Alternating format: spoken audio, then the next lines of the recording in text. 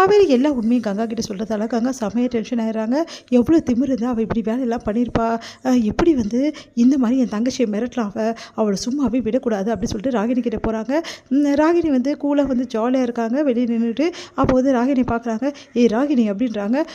என்னாச்சு, எதுக்கு இப்போ என்ன கூப்பிடுற அப்படின்னோடனே, உனக்கு எவ்வளோ திமிரு இருக்கும் என் தங்கச்சியை மிரட்டுறதுக்கு, உனக்கு அந்தளவு திமுறா அப்படின்னு கேட்குறாங்க. இவங்க என்ன சொல்கிறாங்கன்னு தெரியலையே அப்படின்னு சொல்லிட்டு ராகினி முழிக்கிறாங்க. என்ன இவங்க எனக்கு எதுவும் தெரியாதுன்னு வச்சியா, எனக்கு எல்லாமே தெரியும். என் தங்கச்சி எதுக்காக நீ மிரட்டிட்டுருக்க அப்படின்ற விஷயமும் எனக்கு தெரியும். காவேரியை மிரட்ட எவ்வளோ சீப்பான விஷயத்தை பற்றி யோசிச்சிருக்கீங்க நீ உன் குடும்பமும். உங்களுக்கு அசிங்கமாலே இப்படிலாம் பண்ணுறதுக்கு, ஒரு பொண்ணோட வாழ்க்கை கெடுக்கிறதுக்கு நல்ல பிளான் போட்டு அப்பாவும் பொண்ணும் அது இல்லாமல் உன் வீட்டுக்கார் 3 பேர் சேர்ந்து யோசிப்பீங்களா? உனக்கு அசிங்கமாக இல்லையா இப்படி யோசிக்கிறதுக்கு அப்படின்னு கேட்குறாங்க. அதுக்கு இங்கே பாரு கங்கா, நீ ரொம்ப ஓவராக போகிற அப்படின்றாங்க. ஆமாடி அப்படி தாண்டி இப்போ ஓவரா, உனக்கு எவ்வளோ திமிரு இருக்கும், உனக்கு அசிங்கமாலே இப்படிலாம் யோசிக்கிறதுக்கு. தங்கச்சி வாழ்க்கையை கெடுத்து அந்த விஜய் கூட வெண்ணிலாவை சேர்த்து வைக்கணும், என்ன புத்தி உனக்கு? என் தங்கச்சியை வீட்டை விட்டு துரத்துறோம், என்ன பிளான் போட்டிருக்க நீ, என்ன நினச்சிட்டு இருக்க நீ? விஜய் வந்து என் தங்கச்சியை வீட்டை விட்டு துரத்திடுவார் வெண்ணிலாக்காக நினச்சிட்டு இருக்கியா? இங்கே பார், எல்லாருக்குமே முதல்ல காதல்னு ஒன்று எல்லாருக்குமே இருக்கும். ஏன் உனக்கு இல்லை ஃபஸ்ட்டு லவ்? அதே மாதிரி தான் எல்லார் வாழ்க்கையிலையும் காதல்னு ஒன்று வரும். அதுக்காக கட்டின பொண்டாட்டியை கைவிட்டுட்டு லவ் பண்ண பொண்ணு கூட ஓடி போயிடுவாங்களா எல்லாரும்? என்ன நினச்சி இப்படிலாம் பண்ணிகிட்ருக்க நீ? நீ நினச்சது எதுவுமே நடக்காது. கண்டிப்பாக நடக்கும். எனக்கு தெரியும் விஜய் பற்றி. விஜய் கண்டிப்பாக உன் தங்கச்சி ஒன்றும் விரும்பலை, காவேரி ஒன்றும் விரும்பலை. அவர் விரும்பினது எல்லாமே அந்த வெண்ணிலாவை தான் உயிருக்கு உயிராக காத்துட்டுச்சார். அதனால் கண்டிப்பாக வெண்ணிலாவை அவர் வந்து சேர்த்துக்கிட்டு எப்படியும் காவேரியை வீட்டை விட்டு துரத்தப்படுறாரு. உங்கள் குடும்பமே கேவலப்பட்டு நடு ரோட்டில் நிற்க போகிறீங்க. அது நடக்க தான் போகுது, பார்க்கலாண்டி எப்படி நடக்குதுன்னு சொல்லிட்டு.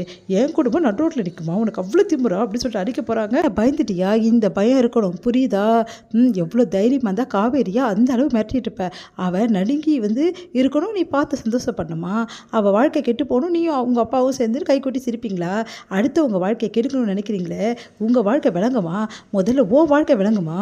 இங்கே பார், நீ எப்போ காவேரி வாழ்க்கை கெடுக்க இவ்வளோ திட்டம் போட்டு வேலை செய்கிறியோ, இந்த நிமிஷம் சொல்கிறேன், கண்டிப்பாக நீ நல்லாவே இருக்க மாட்டேன், நாசமாக தான் போவேன் அப்படின்றாங்க. அதை கேட்டு வந்து செம்மையாக டென்ஷன் ஆகிடுறாங்க ராகினி. இங்கே பார் கங்கா, நீ ரொம்ப ஓவராக போயிட்டுருக்க. நான் வந்து உண்மையை தான் நான் செய்கிறேன், நான் ஒன்றும் போய் சொல்லலை.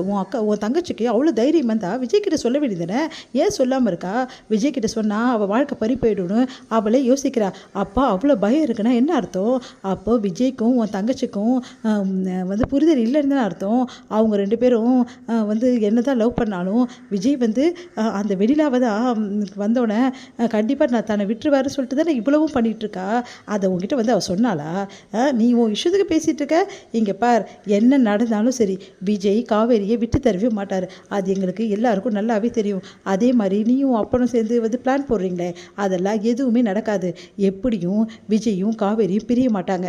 நீ பிரிஞ்சிடுவாங்கன்னு சொல்லிட்டு நீங்கள் குடும்பமே சேர்ந்து என்ன தான் யோசித்தாலும் சரி, அது நடக்கவே போகிறதில்ல, அதை நடக்கவும் நாங்கள் விட மாட்டோம், புரியுதா? இது என் தங்கச்சிக்கு இதுக்கப்புறம் வந்து தொல்லை கொடுத்து போயிட்டு தேவையில்லாமல் அவகிட்ட பிரச்சனை பண்ண அப்புறம் நான் சும்மாவே இருக்க மாட்டேன், நான் பேச மாட்டேன், என் கை தான் பேசும் அப்படின்றாங்க. அதை கேட்டு வந்து அப்படியே பார்த்துட்டே இருக்காங்க ராகினி.